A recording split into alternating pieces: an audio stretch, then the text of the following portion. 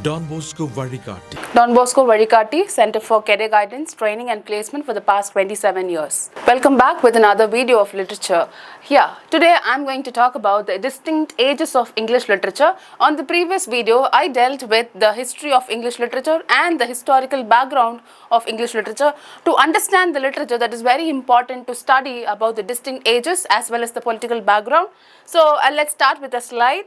Yeah, so this is the last slide that I've told, in the last video I've told in this slide about the important periods of English literature are, I've explained with the timeline regarding the English history, Old English or Anglo-Saxon period, Middle English period, the Renaissance, Elizabethan age, Jacobean age, Caroline age, Commonwealth period or Puritan interim, the Neoclassical period, the Restoration and the Augustan age. So these are the ages. You would have been wonder that's why all these ages to study the English literature. Yes, of course, it is to understand, it should have a better understanding about studying the literature on political background. That's what. These are all the ages was influenced by the Britain. So what are all the political conditions was happening on the Britain? According to the age wise, you have the developments of literature is nothing but a literary works written by the authors.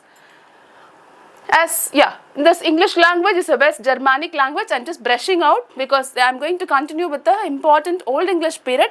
So that's what, to understand the Old English, Middle English and the Modern English, you should have a very brief idea about where does the English the English language came from. The English language is a West Germanic language originated in England. It is the third most spoken language in the world. English has been influenced by the Old Norse, Latin, French and the Dutch. So Old Norse, please always remember, keep it remember, the Old Norse, Latin, French and the Dutch. So these are the languages influenced by the English, and the early form of the English were spoken by the Anglo-Saxon. Never ever forget this word because they were the most important influencers of Anglo-Saxon who settled in England and then in the 5th century. So the Anglo-Saxon were a mix of Germanic tribes from Scandinavia and Germany. They brought with them their own language which is called Old English. The English period was begun in 449 AD, and I just want to include this most important point to understand about the dialects. In the last video I explained about what is dialect. The same language was spoken by the different variations of the people. The style, the accent or the pronunciation may be differ. There are 4 known dialects of Old English language. First one is Northumbria, Mercian, Kentish and West Saxon. Yeah, coming back with the Old English. This Old English period is also called Anglo-Saxon age. Old English is also called Anglo-Saxon age because Anglo-Saxon were the people were the strongly determined the persons who ruled the country, and then they took over the Britain and then they flourished and then they began their career in their Britain. Yeah, the language is, the starting point of the language is 5th and 11th century. It was brought and developed by Anglo-Saxon in the century of 5th. Old English was influenced by, as I told with the previous slide, German, Dutch and the Frisian. Dialect is Northumbria, Mercian, Kentish and West Saxon. The language depends upon, actually we have, just eliminate this word old, okay. Just think about English. What comes to your mind, especially the verbs, the grammar, the pronunciation, right? The spelling, punctuation, all those things together. Where does this evolve? Where do we have all these words from this person, this Old English, the Anglo-Saxon people? They have terminated, they have flourished all their languages in different landmarks. Languages according to the verbs, time, mood and the person. So they classify the verbs as we have what is the definition of the verb regarding to an action word, helping verb, we have auxiliary verbs, modal verbs, all these types of verbs.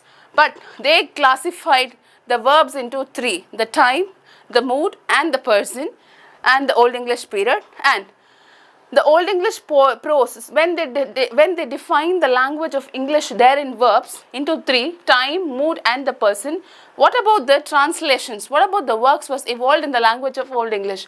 Homilies is nothing but a personal background, and saints, the people who were saints, they started to write their own kind of interpretation of their own biography. Then biblical translation from the Latin. There is always a major translation and major transformation was happened from the Latin and the Greek. Poetry, whose words are indirect. So the word I have given you is Wales Road. Whale Road is defining about nothing but a sea.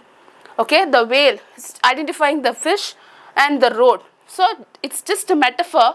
Comparison was happened in the Old English period. So all the words in the poetry, in the Old English poetry, you find all the words are indirect meaning. They does not have any direct meaning, because the formation of the English language was happened on the Anglo-Saxon period.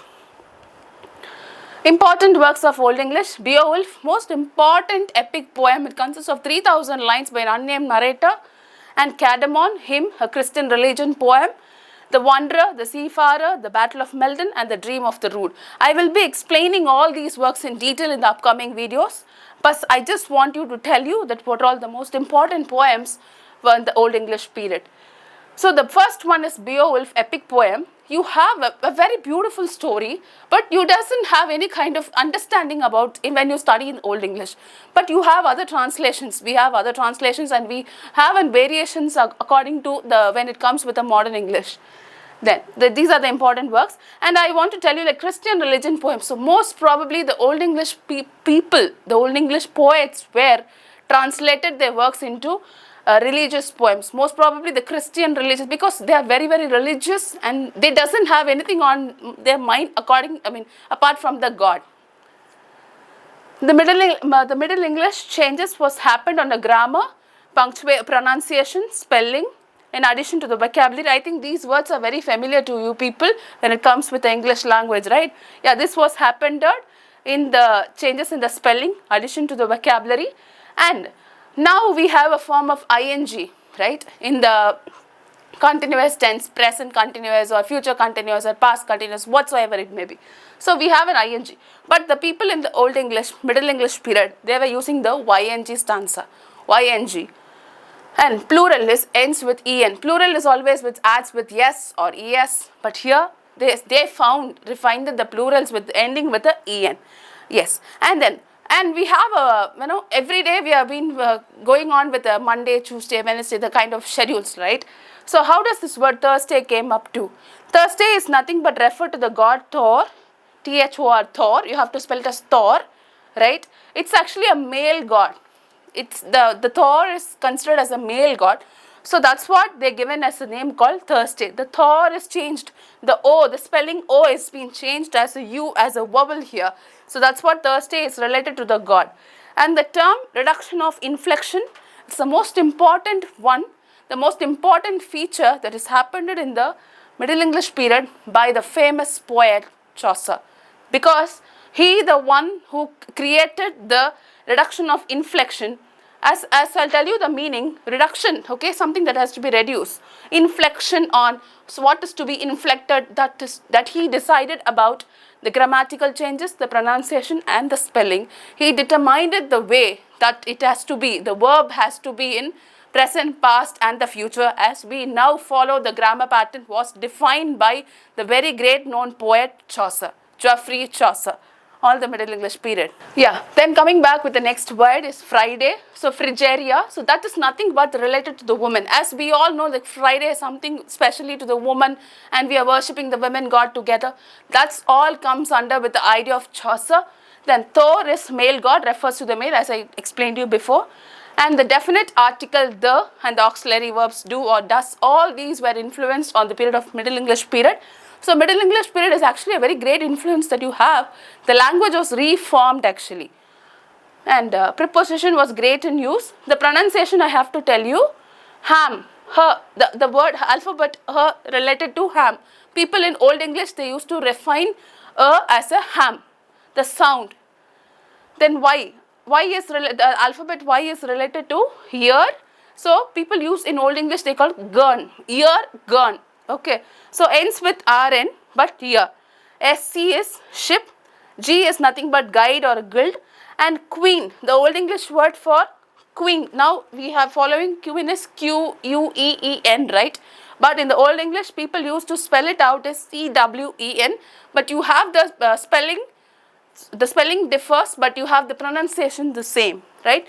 And most probably Latin, French and the Greeks, all these three languages was so much of influence with the English language.